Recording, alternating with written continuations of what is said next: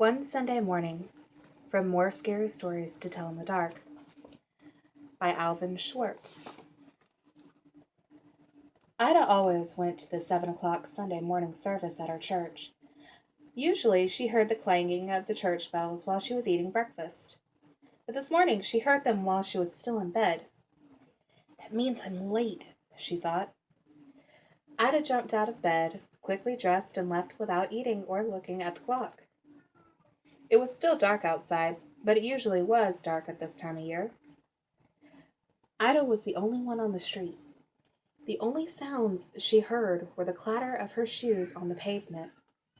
Everybody must already be in church, she thought. Ida took a shortcut through the cemetery, then quietly slipped into the church and found a seat. The service had already begun. When she caught her breath, Ida looked around. The church was filled with people she had never seen before, but the woman next to her did look familiar. Ida smiled at her. It's Josephine Kerr, she thought. But she's dead. She died a month ago. Suddenly, Ida felt uneasy.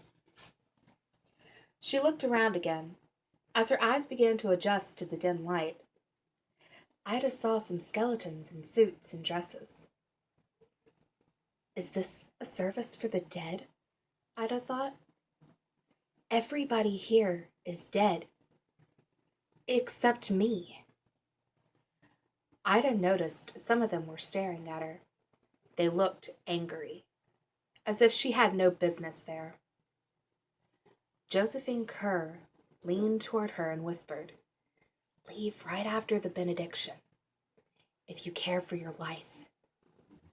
When the service came to an end, the minister gave his blessing. "The Lord bless you and keep you," he said. "The Lord make his face to shine upon you." Ida grabbed her coat and walked quietly towards the door.